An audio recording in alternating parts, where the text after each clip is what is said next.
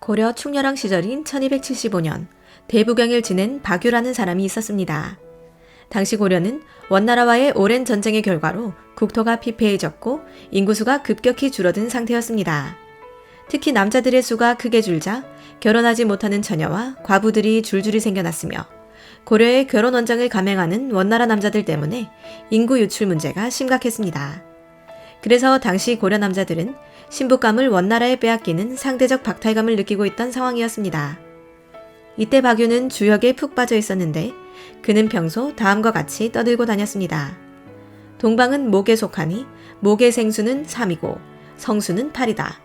그런데 홀수는 양이고 짝수는 음이니 우리나라 인구 가운데 남자가 적고 여자가 많은 것은 그런 이치 때문이다. 사실 남자 수가 여자 수보다 적은 이유는 오랜 시간 대몽황쟁기의 전쟁을 치렀기 때문이었습니다.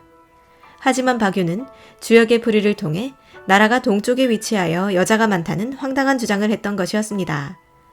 당시 왕이나 일부 지방 호족들은 첩과 후비를 두었으나 대체로 종친과 조정신료부터 아정과 백성에 이르기까지 일부 일처제를 따르던 상황이었습니다.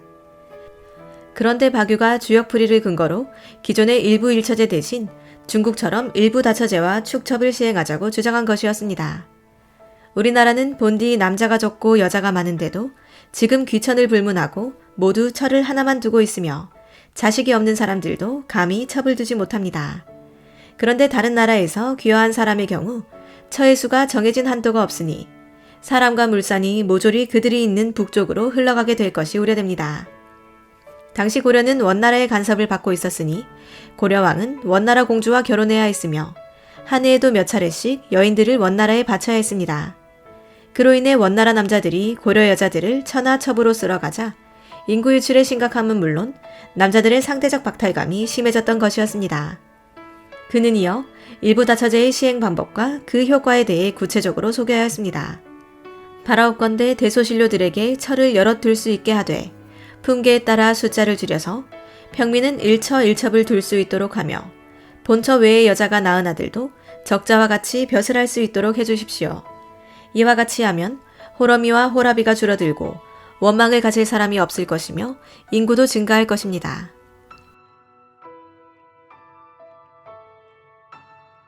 일부 다처제와 축첩의 시행으로 인구수를 늘리자는 박유의 상소는 커다란 파문을 일으켰습니다.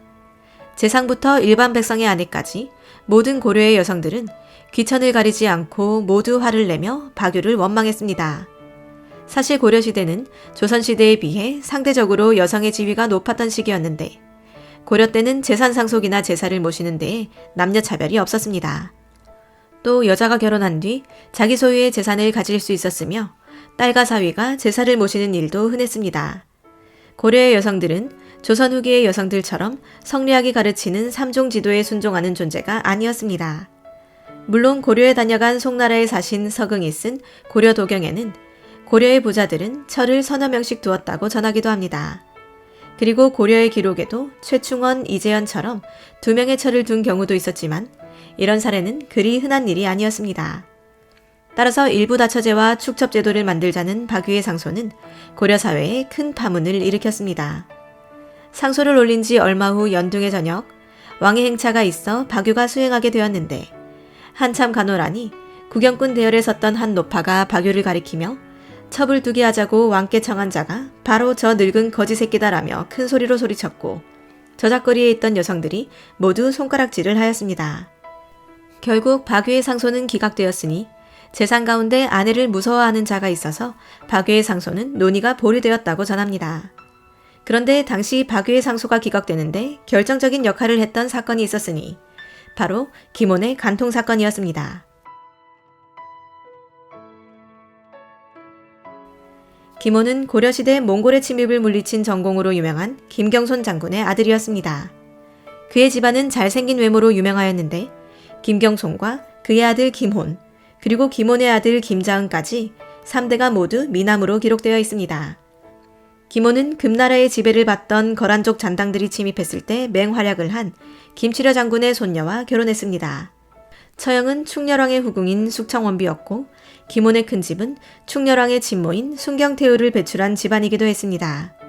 그는 18세에 관직에 나가서 충렬한 즉위 이후에 승승장구했는데 그가 친하게 지낸 이로 상장군 김문비가 있었습니다. 김문비는 천생 힘이 세서 장군 지위에 오른 인물이었는데 김호는 종종 그 집에 놀러가 김문비와 바둑을 두었습니다. 문제는 김문비의 아내 박씨 부인이 훤칠한 미남 김혼을 보고는 홀딱 반하고 만 것이었습니다. 김혼도 박씨 부인이 자신을 사모한다는 말을 듣고는 내심 흐뭇해하고 있었습니다. 그런데 마침 그 무렵에 김혼의 아내와 김문비가 모두 세상을 떠나게 되었고 박씨 부인은 곧 김혼에게 사람을 보내 마음을 전해왔습니다.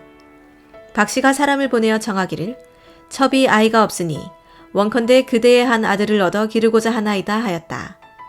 김혼에게는 아들이 셋이 있었지만 남의 집에 멀쩡한 아이를 양자로 보낼 까닭이야 있을리 만무했습니다. 이는 자신을 찾아오라는 은밀한 신호였던 것이고 속뜻을 이해한 김호는 냉큼 그 집으로 가 박씨 부인과 간통하게 됩니다. 그 후에도 김호는 종종 박씨 부인을 찾아가 관계를 맺었으니 이 같은 추문은 곧 조정에까지 알려지게 되었습니다. 이에 대관들이 간통을 이유로 김호를 탄핵하였는데 김호는 새로 바뀔 일부 다처제 및 축처법에 따라 박씨를 아내로 맞이하려 했습니다. 그러자 붕괴한 대신의 부인들이 모두 들고 일어났습니다. 김혼의 일로 아내를 둘 이상 두게 하면 어떤 일이 벌어질지 분명하였으니 바람을 피우다가 들키면 아내로 맞이해버리면 된다는 선례가 되었던 것이었습니다. 결국 김혼은 간통죄로 처벌받게 되었으니 1280년 김혼의 나이 41살 때의 일이었습니다.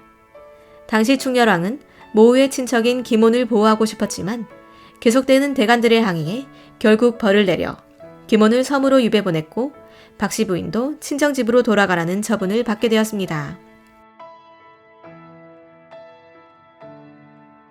사실 고려시대에는 남녀의 재혼이 자유로웠고 김혼과 박씨 둘 다 배우자와 사별했으니 두 사람이 재혼한다 해서 지탄받을 일은 아니었을 것이었지만 상장군이란 높은 벼슬에 있는 김혼이 혼인의 예를 갖춰 박씨를 정식 아내로 삼지 않고 혼외로 간통하여 사회윤리를 어지럽혔기 때문이었습니다. 김혼의 간통 사건과 관련하여 고려사에서는 다음과 같이 전합니다. 처음에 왕이 호구가 날로 감소하자 삼인에게 모두 서첩을 둘 수 있게 하였는데 서첩은 곧 양가의 여자들이었다. 그 자손은 벼슬길에 오를 수 있도록 하였으나 만약 신의를 돌아보지 않아 본처를 버리고 첩을 둔 경우 그에 따라 즉각 벌하도록 하였다. 유사에서 바야흐로 그 시행을 의논하다가 김혼이 예를 범함에 미치자 마침내 시행 논의가 그치게 되었다. 결국 첩을 두자는 박유의 건의는 고려 여인들의 반발과 김혼의 간통 스캔들로 인해 무산되고 말았습니다.